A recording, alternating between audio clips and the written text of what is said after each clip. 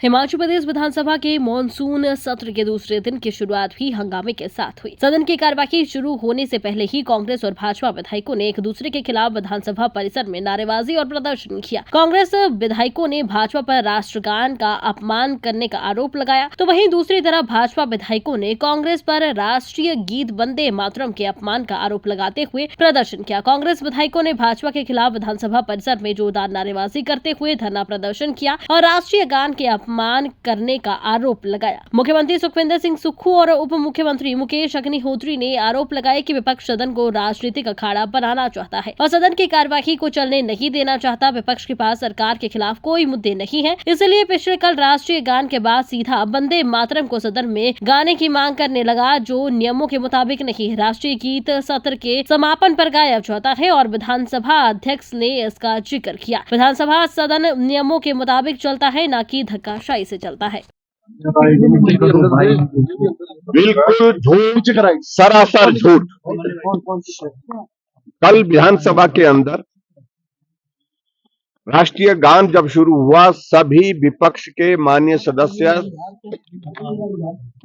Attention की मुद्रा में, सावधान की मुद्रा में खड़े थे और पूरा राष्ट्रीय गान का गायन हुआ।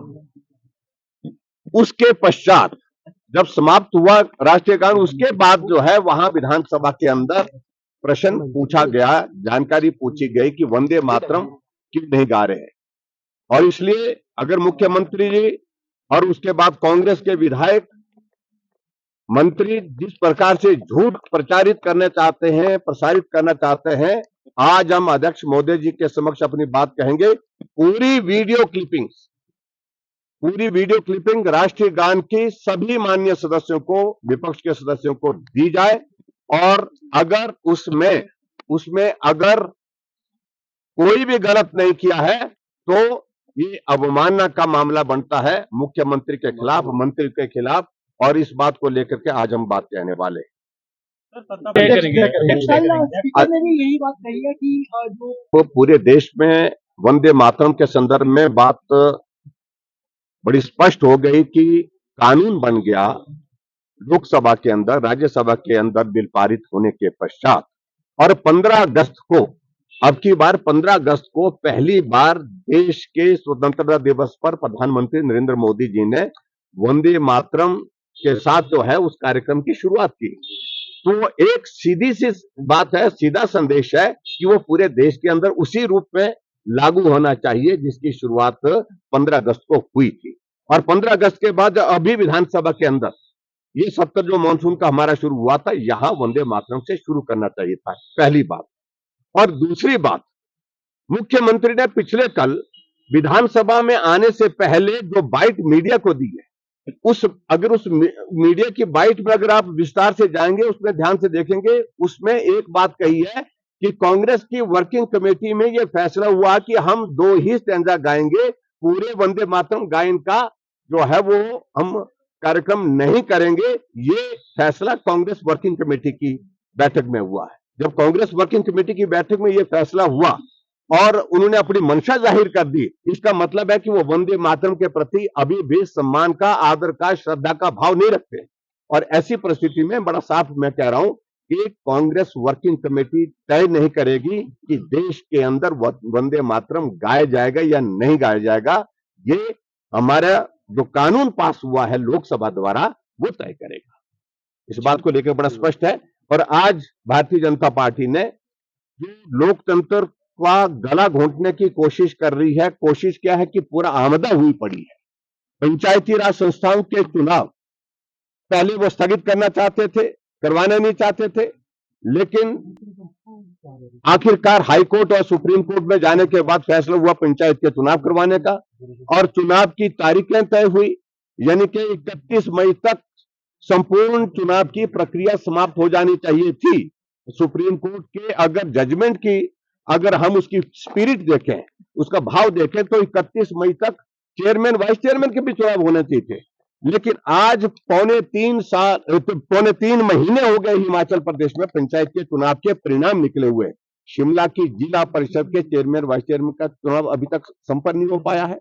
अब हाईकोर्ट ने आदेश किए हैं, तब जाकर के 10 तारीख को वहां पर इस महीने की सितंबर की जो है चेयरमैन वाइस चेयरमैन की तारीख तय की है। और दूसरी बात, जो डिप्टी कमिश्नर जिस प्रकार का व्यवहार कर रहे हैं, ऐसा लगता है कि ये डीसी का ऑफिस नहीं है, डीसीसी का ऑफिस है। मैं इस बात को पहले भी कह चुका हूं, यानी कि एक तरह का लग रहा है कि कांग्रेस कमेटी का दफ्तर बन गया डीसी का ऑफिस। आप कल्पना करिए कि डीसी तर्क दे रहा है कि मैं इसलिए चुनाव नहीं करा सकता हूं कि विधानसभा का सत्र चला हुआ है, उसमें कौन सी दिक्कत आने वाली है। और हाईकोर्ट ने बहुत गंभीरता से उसका संज्ञान लिया है, टिप्पणियां की है डिप्टी कमिश्नर के ऊपर, चीफ सेक्रेटरी, और उन सबको आदेश किए हैं कि यह चुनाव हर हालत में संपन्न कराया जाए। अभी हमीरपुर की 4 बीडीसी के चेयरमैन वाइस चेयरमैन के चुनाव भी अब तक नहीं हुए। इन सारी चीजों को लेकर के आज हमारा प्रदर्शन इसी बात को लेकर के है कि लोकतंत्र का गला घोंटना बंद करें। बीते रोज विधानसभा जब शुरू हुई और राष्ट्रगान गाया गया और राष्ट्रगान के गाने पे भारतीय जनता पार्टी के विधायकों ने और विधायक दल ने आपत्ति की थी, उससे सारा हिमाचल प्रदेश आक्रोशित है।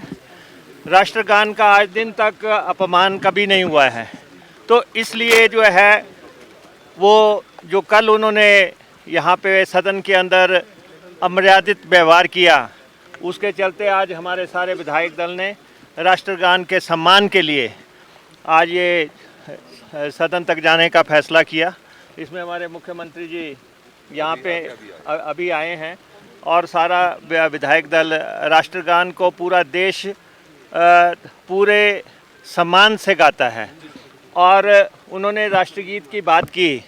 जब राष्ट्रीय गान गाया जा रहा हो और उसमें राष्ट्रीय गीत को बीच में लाना, दोनों का अपना सम्मान है, लेकिन किसको किस समय गाया जाना है ये फैसला अध्यक्ष को करना है, परंपराओं के मुताबिक करना है। अध्यक्ष महोदय ने राष्ट्रगान वहाँ पे करवाया और वो उसी समय कहने लगे अब राष्ट्रगीत भी गाओ।